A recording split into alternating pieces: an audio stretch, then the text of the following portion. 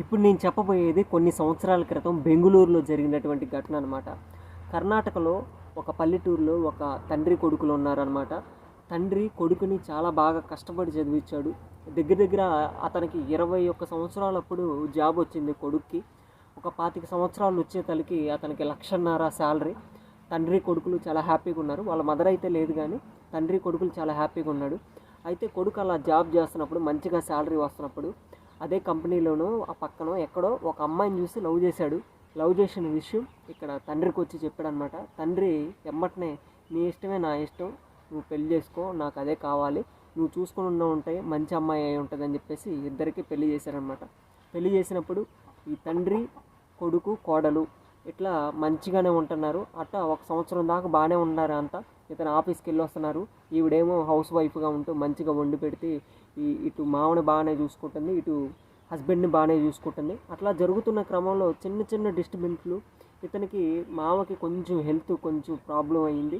ఇతనికి కావాల్సింది వండి పెట్టాల్సిన సందర్భంలో ఈ కోడలు ఏది పెడితే అది తినండి అనటం అట్లా మాటలు స్టార్ట్ అయ్యి హస్బెండ్ ఆఫీస్ నుంచి ఇంటికి వచ్చే టైంలో వీళ్ళిద్దరికి చిన్న డిస్టర్బెన్స్లు వస్తున్నాయి.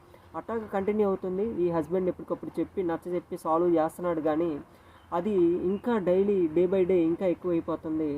ఎలా అంటే పూర్తిగా ఈ ఎవరైతే కొడుకున్నాడో ఆ కొడుకు బాగా చిరాకు వచ్చేటట్టుగా ఇంకా సొల్యూషన్ ఏం చేద్దామని చెప్పేసి తండ్రితో చెప్పాడు. నాన్న, నువ్వు ఇక్కడ ఉండటం కరెక్ట్ కాదు, నిన్ను తీసుకెళ్ళి ఓల్డేజ్ హోమ్లో జాయిన్ చేస్తానంటే తండ్రి కూడా ఎమ్మటనే ఓకే అన్నాడు.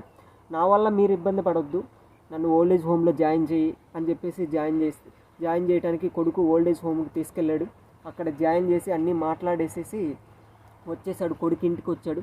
ఇంటికి కొడుకు వచ్చినప్పుడు ఆ తండ్రి ఎక్కడైతే ఓల్డేజ్ హోమ్లో ఉన్నాడో అక్కడ ఒక ముసలి వార్డెన్ వార్డెన్ అంటే వాచ్మెన్, ముసలైనటువంటి ఒక వాచ్మెన్ అక్కడ ఆ తండ్రికి కనపడి, ఏంటి సుబ్బారావు గారు, మీరు ఎలా ఉన్నారు, నన్ను గుర్తుపట్టారా? 25 సంవత్సరాల క్రితం నేను ఒక ఊరిలో ఆర్ఫన్స్ అదే అనాథ శరణాలయంలో వాచ్మెన్గా చేస్తున్నప్పుడు మీరు ఒక చిన్న పిల్లోడిని తీసుకెళ్లారు, గుర్తుందా?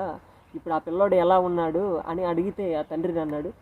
ఆ తండ్రి ఏం చెప్పాడంటే, నేను 25 ఏళ్ల క్రితం ఒక చిన్న పిల్లోడిని తీసుకెళ్ళాను, ఒక అనాథ పిల్లోడిని పెంచుకొని బాగా చదివించి మంచిగా పెళ్లి చేస్తే, మంచి జాబ్ తెప్పించి చేస్తే ఈ రోజున వాడే నన్ను ఇక్కడ తీసుకొచ్చి జాయిన్ చేశాడు, అంటే షిఫ్ట్ రివర్స్ అయిందనమాట అని చెప్పేసి చక్కగా నవ్వుతూ అతనికి సమాధానం చెప్పాడు. ఆ వాచ్మెన్ బెత్తరపోయాడు. కానీ ఇక్కడ విషయం ఏంటంటే, ఒక పెళ్ళైన తర్వాత ఎలాంటి సమస్యలు వచ్చినా తండ్రికి, తల్లికి, అలాగే వైఫ్కి అందరికీ సరి సమానంగా న్యాయం చేయాలి. ఆలోచన శక్తితో ఇట్లా తల్లిదండ్రుల్ని సపరేట్గా పెట్టడం కరెక్ట్ కాదు.